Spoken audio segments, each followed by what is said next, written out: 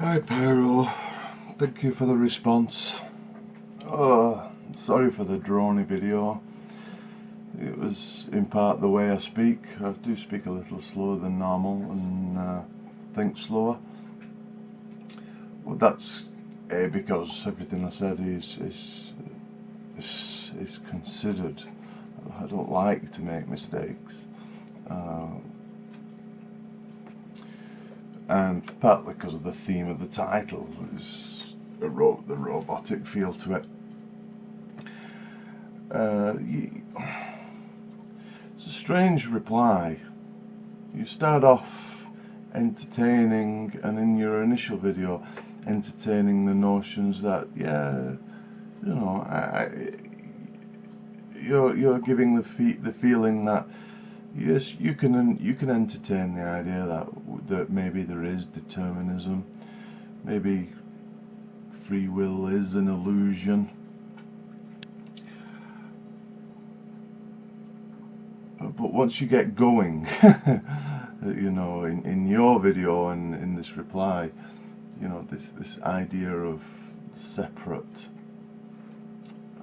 entity. At first I thought you were being dualistic, but I understand you're not. You're saying no, this is a real part of physics, and ultimately it's measurable. I'm not proposing a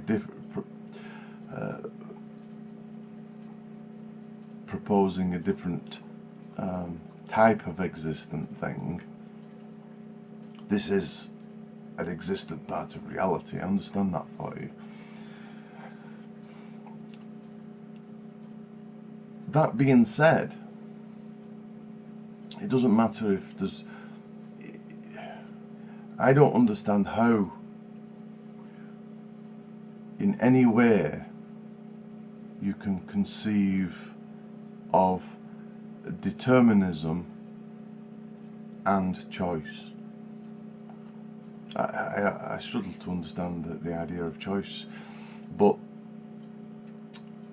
if it's deterministic, it doesn't matter how many hidden features to physics and reality you add.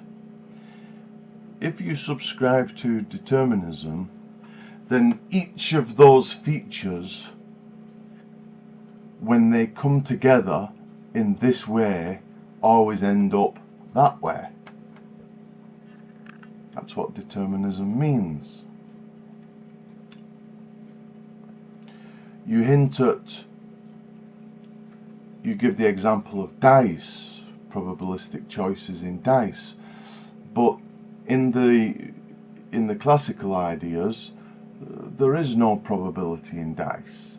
Understand all the initial conditions, you know for sure where the dice lands.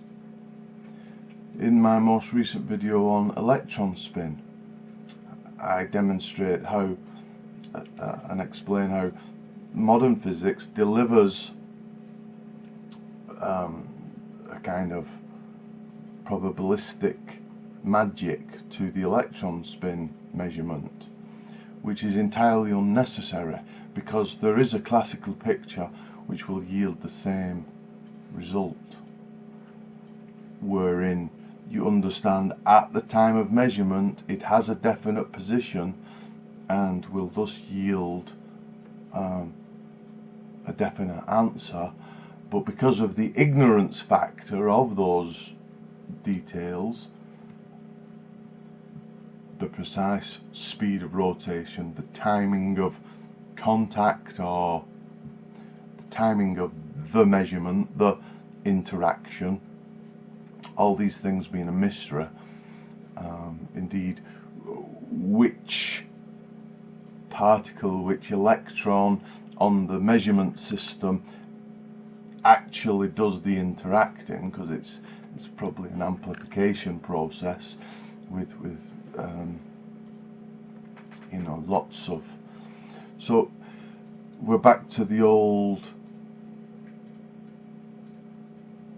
determinism or probability from nothing arguments there.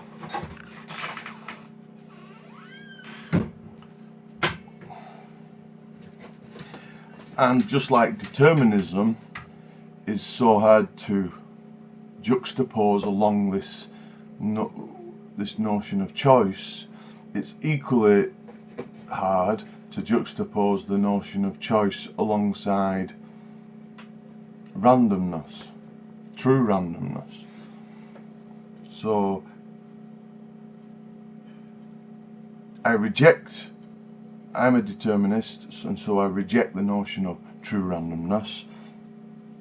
What we see, is my belief, is emergent randomness from underlying processes, from more complex processes, which unfortunately we don't have access to, and in principle I think we will never have access to.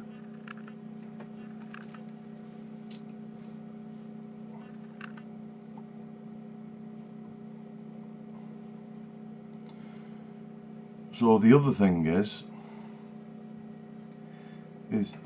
I propose determinism. I see that proposition really being entirely no, that's wrong. It's not equivalent, but from that, an entirely obvious consequence is there is no such thing as choice. Not only is there no such thing as choice, but the thing which we call experience of this and that and choice, what determinism says is about those things that in terms of a rational argument they carry no weight.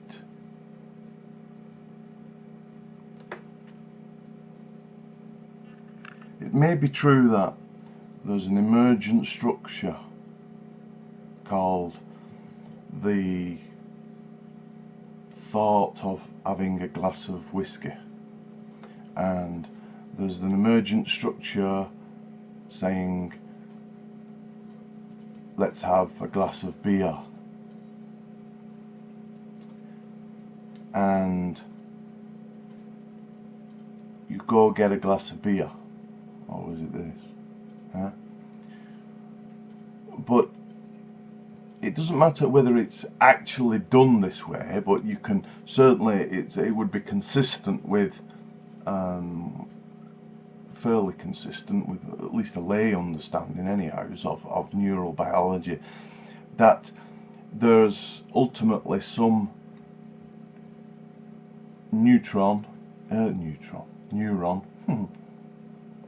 or even a controlling set of neurons, which you could boil down to thinking about it as one neuron for an abstract purpose, wherein it's got these connections to these configurations of wanting beer or a glass of whiskey. And what you have is the dendrite, which is the long filament which reaches out and connects, and then I think it's called where two neurons connect is it an axon, the actual point of connection, the neural, and the thickness of the dendrite that connects this way and that way leads to its more likelihoodness, right? And because there's something that an action potential builds up at the connection or in the neuron, wherein obviously if it's thicker, more ions can raise that potential quicker. Yeah, it's basically electrical conductivity. And so at some time t0, it's just like a sand reckoner, and you can understand that the sand started flowing here earlier and faster, and that you was always going to choose beer. And This is also known how the mind works, about retrofitting a story to what went on. Yeah, they've done these experiments and we're terrible at it, or terribly good at it. We give them a contrived situation, the patient, the subject, and we know the truth of the conditions they're in, and we will watch them contrive all kinds of stories to fit the reason they made the decision the way they did. And so this is what happens. You contrive that, but I experienced a decision. When in truth, there's an entirely consistent mechanistic understanding for why that experience was a nonsense and can't be trusted. So, and that model of an experience fits determinism and is deterministically is confined within the notions of determinism, and thus similarly the notions of I. So it seems as well to this is my argument, this is my story for an account of. Now you can either reject it out of hand and say that's rubbish, I know because I experience it and that's all there is to it, and I know you do and I know everybody else does, therefore it's a legit phenomena and science has no hope of explaining it, ergo there's something special about us and life and so on. Right. Now that's one. I'm not saying you're saying that. What I'm objecting to is the way you're engaging with my position continually with things like I experience it and you experience it and you can't get away from the phenomena of choice, you have choice. No, my position is no, that's the point, is no, there is not choice, and you can't show there is one in that true hard sense. And the evidence of but I experience it and I feel like I have choices, well, that's in a sense illusory, and that is never going to be evidence to persuade me as against the notion of determinism. I don't think I spoke enough at this, but if you want to propose something extra in reality that can deliver this extra thing has to be neither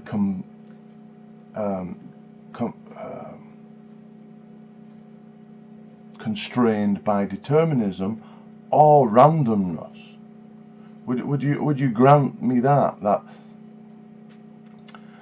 And you took the question about Imendum's position too lightly, and it was shocking actually, because actually you said you don't agree with Imendum's value, intrinsic value, and then the words I think you used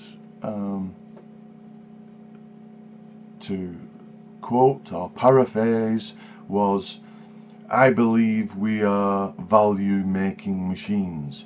Now that sounds like almost a quote Imendum would use, and thus if that's true, you could argue that just one of the jobs of ethics is to find out what the, just as you imbue choice on me by the guess that I have choices and everybody has choices, the job of ethics in looking at organisms as value creating machines is to find out what we all basically agree on. Is there something which is common to all those value making machines?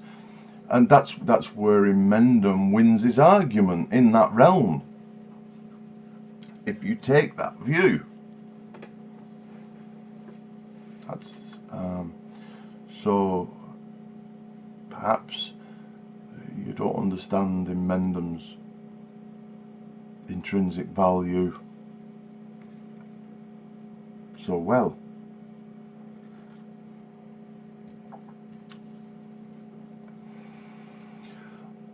But the point was, we have two people in Mendham equally strongly says, I have this experience of nail in the eye, torture, so on and so forth, and it's worse than cupcake.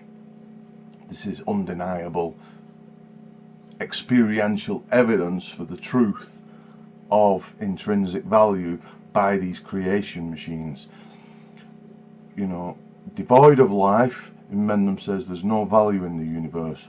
Put some life in there, it's a value creation machine, just like you said, and has to be regarded because it's a value creation machine. All very plausible stuff. And he appeals to me on the same strength and regard that you appeal to me, that I have knowledge of choosing and that everybody has knowledge of choosing. He appeals to me on that same ground that everybody has this knowledge of suffering and pain and understands that not only do we have it, but clearly animals have it. And in a sense he's right. So his generalization here is actually stronger than yours. He can generalize quite legitimately in his senses and in his paradigm to animals as well, whereas we're stuck. And now I suppose you generalize that way. That's why you see those things as potentially having some sort of will too. Yeah, that makes sense in your paradigm. But the point is when you then dismiss the religious person just because they don't have sufficient numbers, that not everybody experiences God and therefore believes in God, it brings the question, so what exactly is it about experience that generates knowledge and truth? And it's about whether experience in itself, well, I reject it a priori as a possibility, but it's interesting to put to people who use experience as a independent experience. I'm always talking about here independent experience, completely contained to the self, because I'm allowing for science that says, you know, the needle, yeah, if you do this experiment, the needle will go over here, yeah, and that will record a voltage, and we have the notion of voltage, and do this, do that, and I do it, and we both can see the same thing or independently verify the same experiment. So I'm allowing for those kind of experiences because I allow for the external world to exist.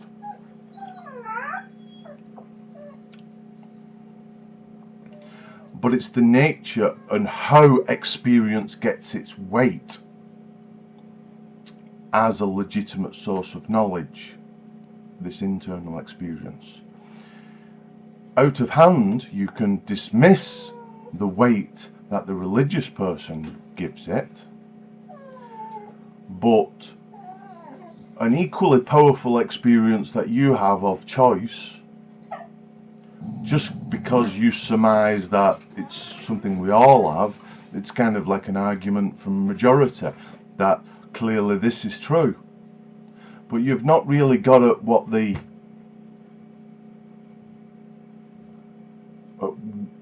challenge in the first place to whether experience in a deterministic world can give rise to that kind of knowledge. And it's deeply troubling, and seems to be essentially replete with fundamental errors in an approach to question my position. Just about finished. White dogs start play fighting. It was funny, your dog barked in the background the other day and mine heard it and set off.